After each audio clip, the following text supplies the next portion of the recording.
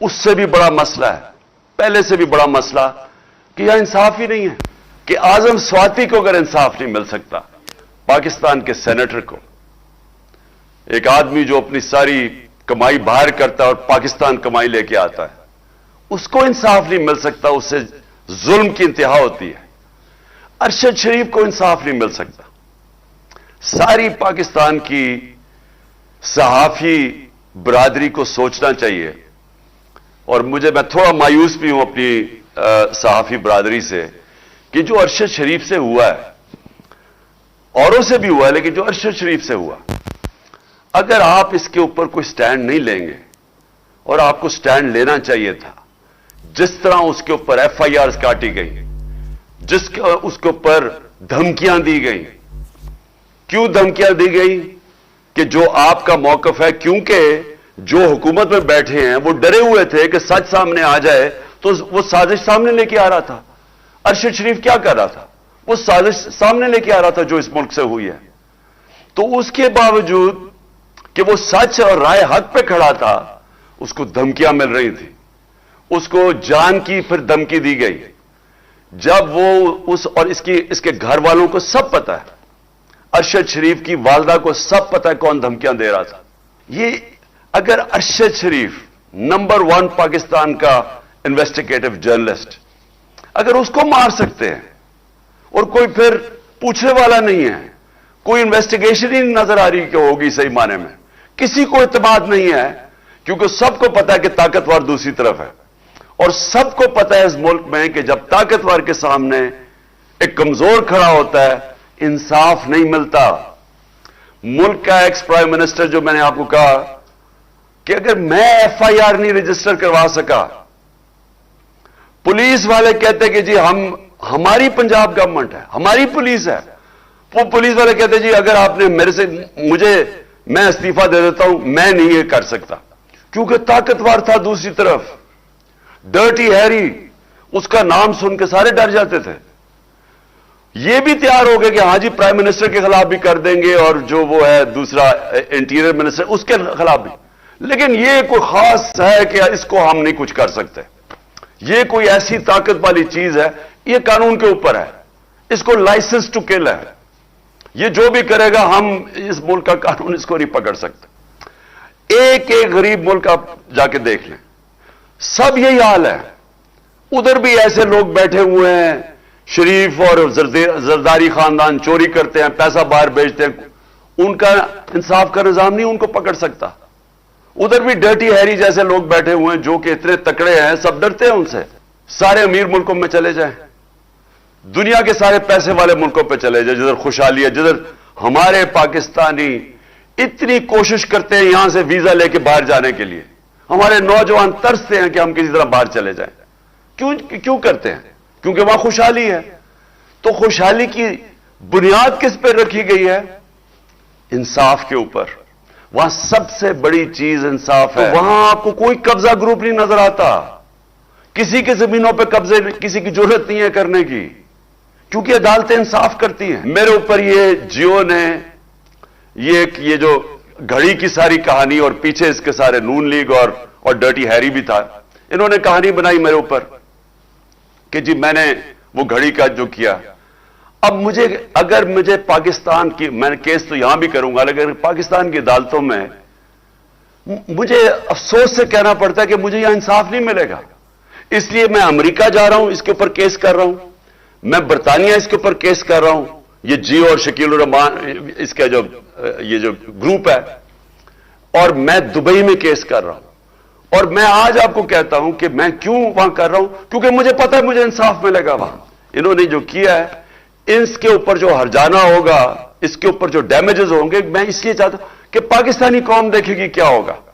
और मैं इसलिए चाहता हूं कि हमें भी यहां देखना चाहिए, हमारी अदालतों को भी, कि हम क्यों ये नहीं कर सकते, क्यों नहीं लोगों की इज्जत की हिफाजत कर सकते, क्यों एक मुल्क के एक्स प्राइम मिनिस्टर के ऊपर इस तरह गंद उछाला जाए, किसी के ऊपर भी, किसी इंसान पे भी।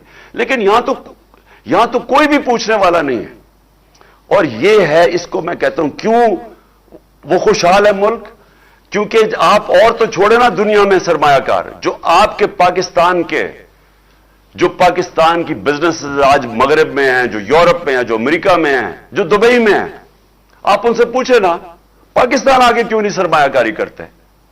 हमारा 1 करोड़ है पाकिस्तानी बाहर बैठा हुआ। अगर 5 लाख पाकिस्तानी बाहर बैठे हुए फैसला कर लें कि हमने पाकिस्तान में आके सरमायाकारी करनी है, आप ये यकीन दें, यकीन से मैं आपको कहता हूं कि यहां इतना डॉलर आ सकता है पाकिस्तान में कि हमें किसी के सामने हाथ फैलाने की जरूरत नहीं है। लेकिन वो आते क्यों नहीं है? उनसे पूछें कि क्यों नहीं वो पाकिस्तान में आके सरमायाकारी करते। तो हमारे मुल्क का जो मुस्तकबिल है, वो जिधर ये ले आए हैं पाकिस्तान को, जो हमें खड़ा कर दिया, दिवालिया निकाल दिया हमारा इन 7 महीने में, अब जो आगे हमने मुल्क को जब उठाना होगा तो उसके लिए हमें अपने मुल्क में कानून की बालादस्ती कायम करनी होगी। ये जो बड़े बड़े डाकू जो हर बारी चोरी करके और एनआरओ ले लेते हैं, ये किसी मुहज्जब माशरे में इसका तस्वर नहीं है कि इन्होंने कानून पास किया असेंबली से और सारे जिन के ऊपर केसेस थे नैब में, वो बकायदा शिक्के हैं जिसमें बड़े बड़े डाकू बच रहे हैं। उसमें जरदारी किसी में बच रहा है, मरियम किसी में बच गई है, जो और इनके लोग फंसे हुए थे सब बच रहे हैं। 1100 अरब रुपया जो इस कौम को आना था वो सारा इन्होंने हजम कर लिया है, कानून बदल के अपने आप को फायदा, अपने आप को एनआरओ देके। तो जब ताकतवर चोरी करके भी नहीं पकड़ा जाए, कमजोर को तहफ़्फ़ुज़ ना मिले, वो कौम आजाद नहीं हो। तो इसलिए ये दूसरी चीज है, ये हमारी जद्दोजहद चलेगी ताकतवर को कानून के नीचे लाने के लिए, और ये चलती रहेगी, ये मार्च से आगे चलती जाएगी, ये तो तहरीक चलती जाएगी जब इंशाअल्लाह, जब तक हकीकी तौर पे अपने मुल्क को आजाद ना करें। मेरा ये सवाल है, और क्योंकि मुझे इसका कोई जवाब आया नहीं अभी तक, कि ये लोग जो 2 खानदान थे, जनरल मुशर्रफ ने इनको हटाया जब 99 में, तो 2-2 दफा ये करप्शन में 90 की दिहाई में निकल चुके थे, और केसेस करप्शन के इन्होंने एक दूसरे के ऊपर बनाए थे। नून लीग कहती थी पीपल्स पार्टी करप्ट है, नवाज शरीफ करप्ट है, वो कहती थी जरदारी करप्ट है। जरदारी को जेल में नवाज शरीफ ने डाला, और फिर इन दोनों को मुशर्रफ ने हटा दिया, और लोगों ने मिठाइयां बांटी और करप्शन पे हटाया। उसके बाद इन्हीं को जनरल मुशर्रफ ने एनआरओ दे दिया, और उसके बाद इन्होंने 10 साल जो मुल्क से किया है, 4 गुना ज्यादा कर्जा बढ़ा दिया। लोगों ने इनके गुस्से में मुझे वोट दी 2018 में। अब मेरा सवाल यह है कि वो क्या चीज थी कि एकदम 3.25 साल के अंदर यही लोग कि पता नहीं किस में नहा के आए कि ये एकदम ठीक हो गया एस्टेब्लिशमेंट के लिए, और उसके बाद ये हमारे ऊपर फिर मुसल्लत हो गए। चले मानते हैं कि एस्टेब्लिशमेंट ने कोई इसके ऊपर साजिश नहीं की, लेकिन रोक तो सकते थी ना, जानते तो थे इनका माजी। क्या इनका माजी नहीं पता था? फाइलें तो सारी पड़ी हुई एजेंसीज के पास इनकी चोरी की, सब कुछ। तो क्योंकि मैं 3.5 साल प्राइम मिनिस्टर था, मुझे पता है कि सारी डिटेल्स हमारी एजेंसीज के पास पड़ी होती है कि इनकी चोरी इन्होंने कितनी की, तो वो तो सब पता था। तो वो क्या चीज हुई कि इनको फिर हमारे ऊपर मुसल्लत कर दिया? बैरूनी साजिश कामयाब हो ही नहीं सकती जब तक अंदर उनकी मदद ना हो। तो मेरा सवाल यह है कि अब 7 महीने के बाद कोई एक भी मुझे चीज बताएं कि इन्होंने मुल्क के अंदर बेहतरी की हो। मुझे एक चीज बता दें। तो दुनिया ने माना कि हमने बेहतरीन गवर्नेंस दी मुश्किल वक्त में। क्राइसिस जो सदी में एक दफा क्राइसिस आता है, जो कोरोना आया था, दुनिया कहती है कि हमने सबसे बेहतरीन उसको मुल्क को निकाला। तो वो कौन सी क़यामत आ गई थी कि हमें उस वक्त गिरा के तो इन चोरों को ऊपर बैठा दिया? अच्छा चला, मैं मानूं कि अगर आपने शायद किसी को गलत फहमी हो कि शहबाज शरीफ इश्तिहारों के अलावा भी तरक्की कर सकता है, शायद वो समझते हो कि वाकई वो कुछ कर सकता है। लेकिन ये जरा आप देख लें, शायद वो समझे कि इसहाक डार जो 2 दफा 99 में भी इकोनॉमी बैंकरप्ट करके गया, फिर 2018 में पाकिस्तान की इकोनॉमी बैंकरप्ट थी, उसके बाद जो शायद उन्होंने समझा हो कि ये कुछ सीख गया। तो लेकिन आज मुझे 7 महीने बाद बताएं, मुझे एक चीज बताएं पाकिस्तान की जो पॉजिटिव किया इन्होंने। आज अगर पाकिस्तान की अपनी बिजनेसेस हैं, उनका गैलप का सर्वे है कि 88% बिजनेसमैन कहता है कि हम गलत तरफ जा रहे हैं, यानी उनका इत्मीनान चला गया इस हुकूमत पे। बैरून मुल्क जो कि रिस्क असेसमेंट होती है कि आप पाकिस्तान कर्जे वापस कर सकता है या नहीं, वो 85% आप कह रहे हैं कि पाकिस्तान कर्जे वापस नहीं कर सकता। तो ना बाहर के लोगों को इस पे इत्मीनान रह गया, ना अंदर किसी को इत्मीनान है इन पे, अपनी बिजनेस को भी नहीं है। और तो गवर्नेंस का यह हाल है कि 53% दहशतगर्दी बढ़ गई है 7 महीनों में। तो इनके पास तो टाइम ही नहीं है इन चीजों का सोचने का। ये तो अपने केसेस ही माफ करवा रहे थे। ये तो हमारी पार्टी को सिर्फ दीवार से लगाने की, ताकि किसी तरह ये मुझे डिस्क्वालीफाई के इलेक्शन जीत जाए। इनका तो और कोई काम ही नहीं। तो मैं सवाल ये पूछता हूं कि इनके तो पैसे बाहर पड़े हैं, इनका तो स्टेक पाकिस्तान में नहीं है। ये जो नवाज शरीफ का तो सारा टब्बर बाहर चला गया। तो मैं ये पूछता हूं कि अपनी एस्टेब्लिशमेंट से कि आपने आज मुझे ये बता दें कि मुझे पाकिस्तान का क्या फायदा हुआ है। 7 महीने में ये रजीम चेंज से इस मुल्क को फायदा क्या हुआ है। मुझे एक चीज मैं पूछना चाहता हूं, क्या किसानों से पूछे, चाहे किसानों से पूछे कि क्या हालात है उनके, आज इंडस्ट्री से पूछे, आज नौजवानों से पूछे, आईटी सेक्टर से पूछे, जो 75% एक्सपोर्ट्स हमारे दौरान बढ़ी थी आईटी की, जो फ्यूचर है मुल्क का। मुझे किसी सेक्टर से बताएं कि किसी को फायदा हुआ है इनके आने से। आज वो लोग जो हमारे पर तनकीद करते थे, वो आज दुआएं कर रहे हैं कि आप किसी तरह वापस आए। मैं सिर्फ फिर ये सवाल पूछता हूं कि कुछ तो ज़हनों में से गुजरी होगी कि जनाब हम इनको चोरों को वापस आने दें। कुछ तो सोचा होगा कि ये कोई फायदा कराएंगे पाकिस्तान को। और मैं हैरत यह है कि 30 साल से इनका ट्रैक रिकॉर्ड हमारे सामने है, और हमारी अपनी एस्टेब्लिशमेंट ने बार बार इनको करप्ट कहा है। अपनी एस्टेब्लिशमेंट ने 2-2 दफा निकवाला इनको 90 की दिहाई में, जब ये इनकी करप्शन की वजह से। तो मैं अभी भी मैं हैरान हूं कि कोई भी शायद मुझे इसका पता चल जाए कि कोई वजह हो या उनको कोई नजर आई हो चीज कि जो इनमें कोई सिफ्त हो, वो शायद मुझे ना नजर आ रही हो। आपकी आने वाली नस्लें पछताएंगी कि जब आपको अमर बिल मारूफ पे चलना चाहिए था, जब आपको नाइंसाफी के खिलाफ जिहाद करनी चाहिए थी, और आप घरों में बैठ गए। इमरान खान को मैं आपको फिर से कहता हूं, मुझे कोई जरूरत नहीं है कि अपनी जान खतरे में डाल के बाहर निकलूं। जब मुझे पता था उसके बावजूद, और जब मुझे आगे भी पता है, लेकिन मैं बचपन से मेरे ज़हन में यह था कि मैं कभी गुलामी से बेहतर मर जाना है। यह गुलामी है ये जो हो रहा है। मैं अपना FIR नहीं रजिस्टर करवा सका एक्स प्राइम मिनिस्टर। मुझे पता है किसने यह सारी साजिश की थी, मुझे वो तीनों का पता है, इन्होंने मिलकर की थी, लेकिन मैं नहीं कर सका। तो सोच लें कि आप में से कि आप आवाम में आपके पास क्या हकूक है। आपके पास, आपसे अगर ताकतवर जुल्म करता है, आप क्या कर सकते हैं। इंसान और भेड़ बकरियों में फर्क है। इंसानों के हकूक होते हैं।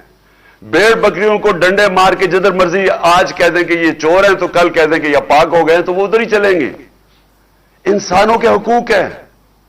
इंसान जब तक अपने हकूक और आजादी, जब तक उसके लिए राय हक के लिए नहीं खड़ा होता, इंसानी माशरा जानवरी माशरा बन जाता है।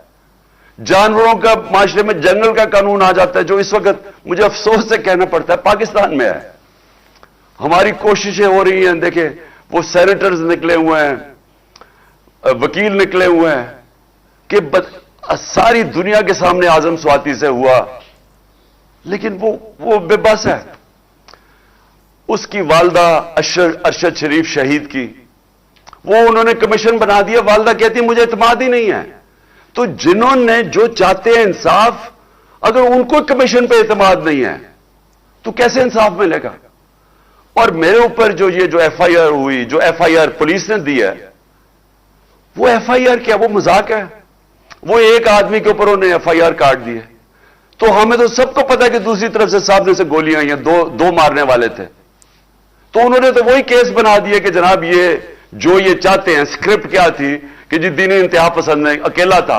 अच्छा, वो भी इतना बेवकूफ है, जिन्होंने उसको पढ़ाया उस तोते को, वो भी इतने बेवकूफ थे। वो पहली चीज कहता कि जी मैं अकेला था, कि लोगों, यानी अगर किसी को शक भी था ना कि साजिश हुई, तो उसने पूरी कर दी कि हां जी मैं अकेला था, कहीं वो शक ना पड़ जाए कि जो दूसरा जो सामने वाला था और असल वो ना कहीं उसकी तलाश ना शुरू हो जाए। तो अगर हमें इंसाफ नहीं मिल सकता, मैं फिर से कहता हूं मेरी कौम, आपको यहां इंसाफ नहीं मिलने लगा, ये मुल्क आगे नहीं बढ़ने लगा। और ये जो मैं अब आपको डेट देने लगा हूं, मैं अपनी सारी पहले तो पार्टी को भी सारों को कहूं कि अभी से तैयारी शुरू कर दें। अगले हफ्ते 26 नवंबर को आपने सबने इस्लामाबाद पहुंचना है। मैं इंशाअल्लाह आपको वहां मिलूंगा इस्लामाबाद में। तो मैं ये चाहता हूं, क्या हूं, मैं सिर्फ अपनी पार्टी को नहीं अब कह रहा, मैं सारे पाकिस्तानियों को कह रहा हूं कि देखें, जो अगर आपका ख्याल है कि तब्दीली आ जाएगी और आप घर बैठे रहेंगे और एकदम तब्दीली आ जाएगी, ऐसे नहीं होता। अल्लाह का फरमान है कि मैं कभी, कुरान में कहता है, मैं कभी किसी कौम की हालत नहीं बदलता जब तक वो कौम खुद अपनी हालत बदलने की कोशिश ना करे। अगर हम समझते हैं कि हम भेड़ बकरियों की तरह रहें और एकदम हम आजाद हो जाएंगे, हम नहीं होंगे, वो वैसे ही रहेंगे। तो ये वक्त है, मैं सारी कौम को दावत दे रहा हूं कि आपने आना है पिंडी, आपने पिंडी आना है 26 तारीख को, हफ्ते को 1 और 2 के बीच में आपने पूरी कोशिश करनी है पहुंचने की। मैं खुद वहां आपसे इंशाअल्लाह खिताब करूंगा और अगला लाएमल दूंगा। ये तहरीक रुकने नहीं लगी, मैं आपको अगला लाएमल दूंगा। और मैं अपने सारे जो ताकतवर हल्के हैं, मैं आपको सिर्फ एक चीज कहना चाहता हूं, जिससे मर्जी आज पूछ ले, आपके पास ताकत है, आपकी जिम्मेदारी है, जिससे पूछ ले, बिजनेसमैन से पूछ ले, प्रोफेशनल से पूछ ले, इकोनॉमिस्ट से पूछ ले, किसी से भी पूछ ले, अगर कोई आपको कहे कि सिवाय एक हल के, साफ और शफाफ इलेक्शन, इसके अलावा कोई दूसरा हल नहीं है अब इस दलदल से निकलने का जिधर इन्होंने 7 महीने में हमें लेके जा रहे हैं, इसके अलावा कोई रास्ता नहीं है। इनके पास कोई प्लान ही नहीं है। कोई पूछे तो सही कि आपका रोड मैप क्या है? मुल्क जो तेजी से नीचे जा रहा है, जो बाहर की दुनिया अब सारा इत्तेमाद खो बैठी है, कौन सा रोड मैप है आपके पास? इनके पास कोई रोड मैप नहीं है। 7 महीने में जो रोड मैप नजर आया वो सिर्फ अपनी चोरी बचाने का है। सो लिहाजा सारी कौम उधर आएगी और हम डिमांड करेंगे एक चीज, साफ और शफाफ इलेक्शन, और हमारी तहरीक चलती रहेगी हकीकी आजादी की उसके बाद भी, जब तक हम इस कौम को एक सही माने में एक वो कौम ना बना दें जिसमें हर इंसान के हकूक हों, जिधर थाना कचहरी पटवारी की सियासत ना हो, क्योंकि वो हकूक उनको आजाद कर दें लोगों को। क्यों नहीं बरतानिया के अंदर थाना कचहरी होती? क्यों कचहरियों में जुल्म वहां नहीं होता? क्यों पटवारी को रिश्वत नहीं देनी पड़ती वहां? क्योंकि वहां हकूक है इंसानों के, वो आजाद लोग हैं, वो इंसाफ है। उसके लिए मैं चाहता हूं सारी कौम मिलके हमारे साथ जद्दोजहद करे, और इंशाअल्लाह मैं सबको अगले हफ्ते पिंडी में आपसे मेरी मुलाकात होगी। पाकिस्तान जिंदाबाद।